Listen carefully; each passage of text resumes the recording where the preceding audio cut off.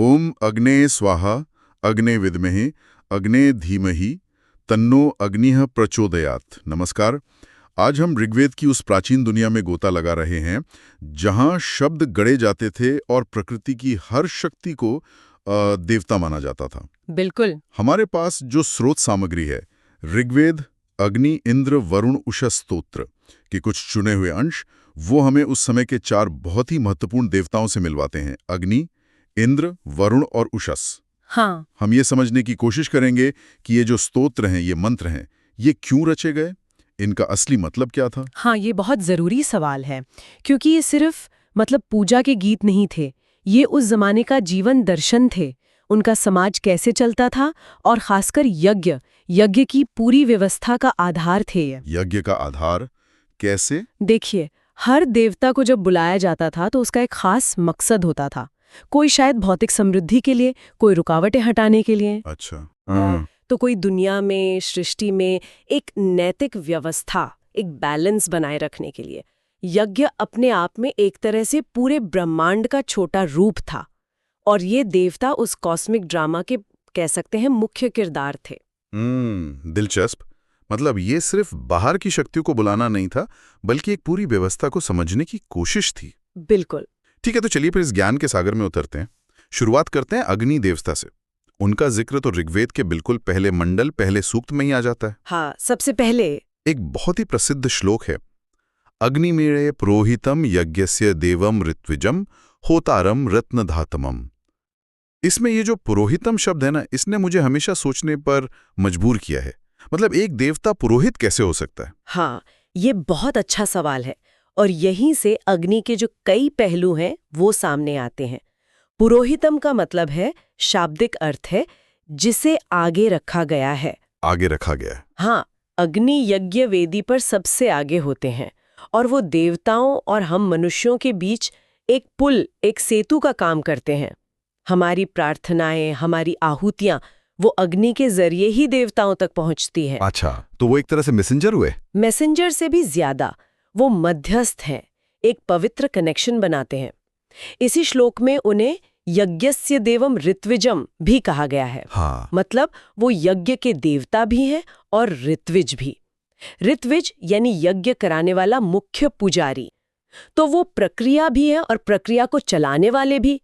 कमाल है ना? कमाल है। मतलब वो माध्यम भी हैं और संचालक भी एक तरह से। और ये होतारम रत्नधातमम, इसका क्या मतलब हुआ? होतारम मतलब आह्वान करने वाला, बुलाने वाला। हाँ। अग्नि खुद देवताओं को बुलाते हैं कि यज्ञ में आइए, उपस्थित हुई। अच्छा। और रत्नधातमम, हाँ। इसका अर्थ है सबसे अच्छे रत्न या संपत्ति या कहिए संपदा, उनको धारण करने वाले या देने वाले। रत्न मतलब सोना चांदी, वो भी हो सकते हैं, पर सिर्फ वो नहीं, ये ज्ञान भी हो सकता है, स्वास्थ्य, तेजस्विता, मतलब आध्यात्मिक संपदाएं भी। तो अग्नि वो शक्ति है जो हमें सबसे अच्छी चीजों से जोड़ती है, चाहे वो बाहरी हो या अंदरूनी। पहले मंडल में उनको बार बार अग्नि पुरोहित कहा गया है, जो दिखाता है कि उनकी भूमिका कितनी केंद्रीय थी। ये तो बात सिर्फ लकड़ी जलाने वाली आग से कहीं कहीं ज्यादा गहरी लग रही है। क्या ये किसी अंदरूनी अनुभव का प्रतीक भी है? निश्चित रूप से। वैदिक ऋषि सिर्फ बाहर जलती आग की पूजा नहीं कर रहे थे। ये समझना जरूरी है, अग्नि यहाँ अंदर की ज्वाला है, हमारी चेतना की अग्नि, ज्ञान की अग्नि, तप की अग्नि। ये उसका प्रतीक है। चेतना की अग्नि। हाँ, ये वो ऊर्जा है जो हमें बदलती है, ट्रांसफॉर्म करती है, अज्ञान को जलाकर ज्ञान का प्रकाश फैलाती है। ये हमारे पेट की आग जठराग्नि भी है, जो खाने को ऊर्जा में बदलती है। हाँ, बिल्कुल। और ये वो मानसिक अग्नि भी है जो हमारे विचारों को साफ करती है, परिष्कृत करती है। अच्छा। आज के जमाने में देखें तो ये हमारी अंदरूनी मोटिवेशन है, हमारी विल पावर, ध्यान में जो एकाग्रता चाहिए होती है वो, या जीवन में जब कोई बड़ा बदलाव आता है, वो प्रक्रिया। हाँ। ये सब अग्नि तत्व के ही अलग अलग रूप हैं। मतलब जब कोई चुनौती आती है, हाँ बिल्कुल, जब कोई चुनौती आती है जो हमें हिला देती है, हमें बदलने पे मजबूर करती है, उस टकराव में, उस घर्षण में भी अग्नि का ही अनुभव होता है। ये तो कमाल की बात है कि एक ही प्रतीक इतने सारे स्तरों पर काम करता है। अग्नि जो जोड़ती भी है और बदलती भी है।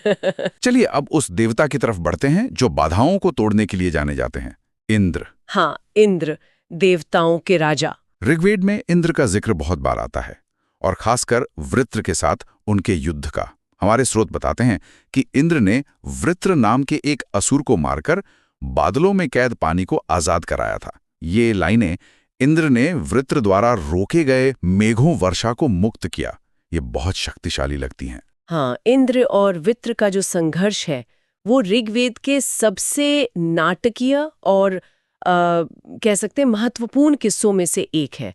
लेकिन इसे सिर्फ एक माइथोलॉजिकल लड़ाई समझना, इसकी गहराई को कम करना होगा। अच्छा, वो कैसे? देखिए, वृत्र, जिसका मतलब ही है ढकने वाला या रोकने वाला, वो सिर्फ एक राक्षस नहीं है, वो हर उस चीज का प्रतीक है जो जीवन के स्वाभाविक बहाव को रोकती है। हर चीज का? जैसे सूखा पड़ना, नदियों का रुक जाना, या फिर हमारे मन का अंधेरा, अज्ञान, जड़ता या डर जो हमें आगे बढ़ने से रोकता है, वो सब वृत्र है। तो इंद्र का वृत्र को मारना असल में रुकावटों पर जीत का प्रतीक हुआ। बिल्कुल। इंद्र यहाँ पर शक्ति, साहस, संकल्प और एक्शन के प्रतीक हैं। वो अपने वज्र से, जिसे अक्सर मजबूत इच्छा शक्ति या ज्ञान का प्रतीक माना जाता है, वृत्र रूपी बाधा को तोड़ते हैं और पानी को मुक्त करते हैं। हाँ, और जीवन देने वाले जल को मुक्त करते हैं। ये जल ज्ञान भी हो सकता है, ऊर्जा भी, रचनात्मकता भी। वर्षा का जो रूपक है यहाँ, वो बहुत महत्वपूर्ण है। ये सिर्फ पानी बरसना नहीं है। तो फिर क्या है? ये जीवन में रुके हुए बहाव का फिर से चालू होना है, क्रिएटिविटी का वापस आना है, फर्टिलिटी का प्रतीक है। एक और सूक्त में इंद्र को बुलाते हुए कहा गया है, यहाँ आओ, बैठो और इंद्र के लिए गाओ, सोमरस पियो। हाँ, सोमरस का जिक्र आता है। ये दिखाता है कि लोग उन्हें खुश करने, उनकी शक्ति को अपने अंदर जगाने की कोशिश करते थे। शायद सोमरस कोई ऐसी चीज रही होगी जो ऊर्जा या चेतना बढ़ाती हो। तो आज के समय में इंद्र की क्या प्रासंगिकता है? क्या हम आज भी अपने अंदर के वृत्र से लड़ रहे हैं? मुझे तो लगता है आज शायद और भी ज्यादा। हम सब अपनी जिंदगी में बाहरी और भीतरी वृत्रों का सामना करते हैं। जैसे? चाहे वो हमारी अपनी बुरी आदतें हों, समाज के पुराने रीति रिवाज हों, कोई मुश्किल हालात हों या निराशा की भावना हो। इंद्र हमें याद दिलाते हैं कि हमारे अंदर भी इन बाधाओं को तोड़ने की शक्ति है। हमें अपने अंदर के उस हीरो को, उस इंद्र वृत्ति को जगाना होगा जो हिम्मत के साथ इन रुकावटों का सामना कर सके। और पानी का महत्व, वो तो आज पहले से कहीं ज्यादा प्रासंगिक है। हाँ, वो तो है। क्लाइमेट चेंज के इस दौर में। बिल्कुल। जल संरक्षण, नदियों का बहाव बनाए रखना, ये सब इंद्र के पानी को मुक्त कराने वाले काम की ही तो गूंज है।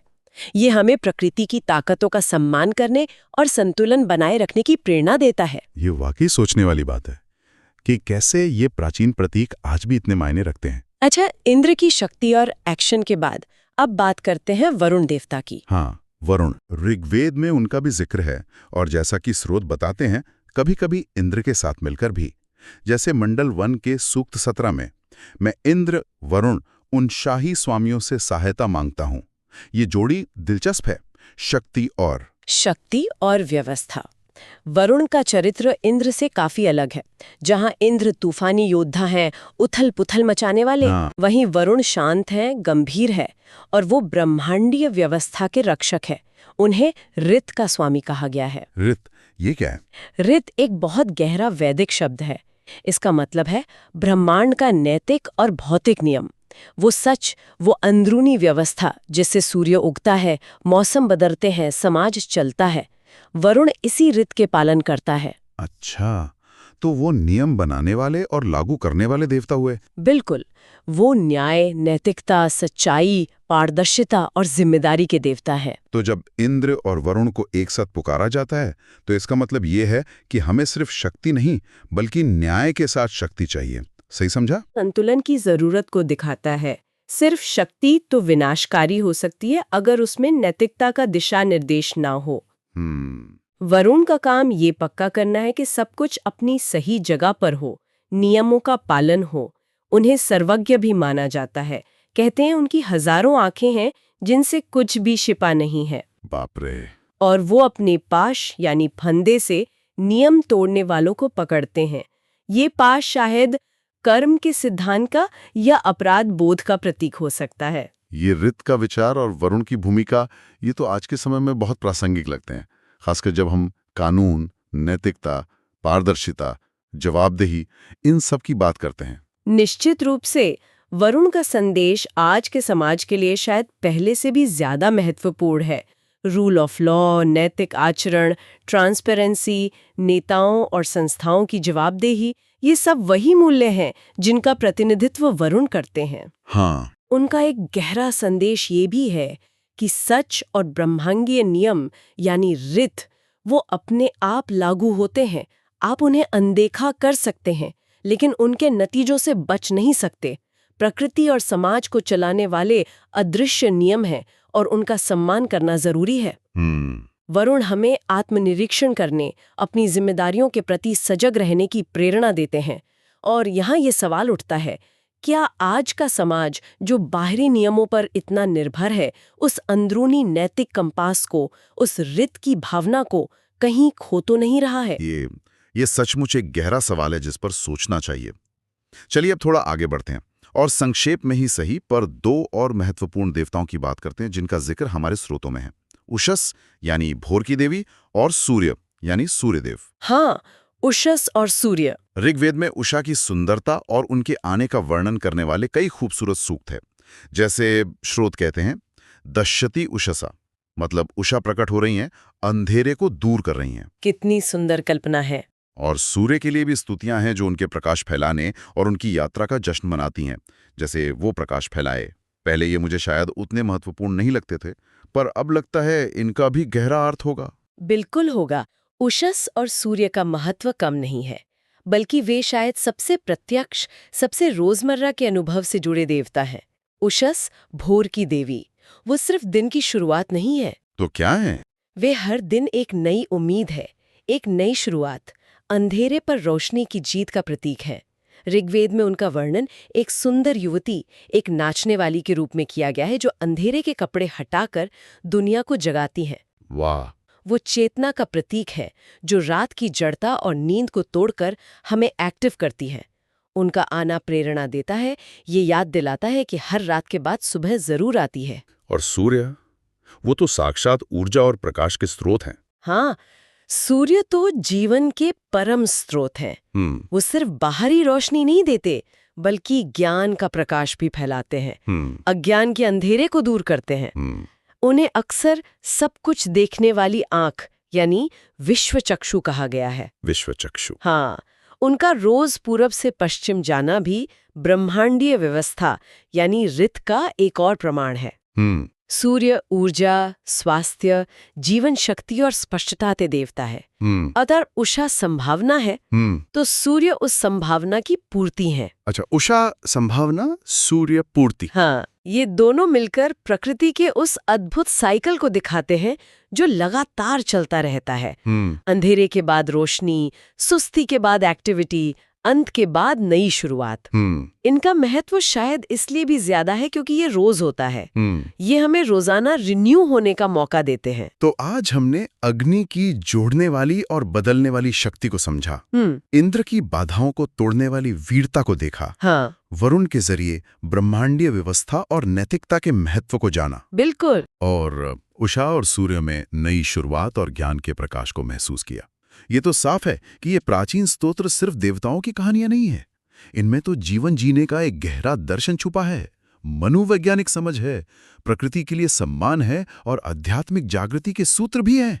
हाँ, ये सब कुछ है इनमें। तो इस सारी जानकारी का निचोड़ क्या निकाला जा सकता है? मतलब एक मुख्य बात। देखिए, एक सोचने वाली बात ये है कि इन सभी देवताओं और उनके किस्सों में एक चीज कॉमन है, एक चक्रीय स्वभाव, एक साइक्लिक नेचर। चक्रीय स्वभाव कैसे? जैसे अग्नि यज्ञ में जलते हैं और फिर शांत होते हैं। इंद्र बारिश लाते हैं, जिसके बाद फिर धूप निकलती है। वरुण व्यवस्था बनाए रखते हैं, जिसमें कभी कभी गड़बड़ होती है, जिसे ठीक करना पड़ता है। और उषा और सूर्य का चक्र तो हर दिन हमारे सामने है ही। वाह, ये तो है, एक चक्र है। ये जो निरंतरता है, ये लय है, ये बदलाव और दोहराव का चक्र, शायद यही जीवन का मूल स्वभाव है। आज की हमारी जो सोच है, एक सीधी रेखा वाली लिनियर सोच, कि बस आगे बढ़ते जाओ। हाँ, कि हमेशा आगे बढ़ना है, हमेशा विकास करना है। क्या वो सोच हमें प्रकृति के इस चक्रीय सच से दूर ले जा रही है?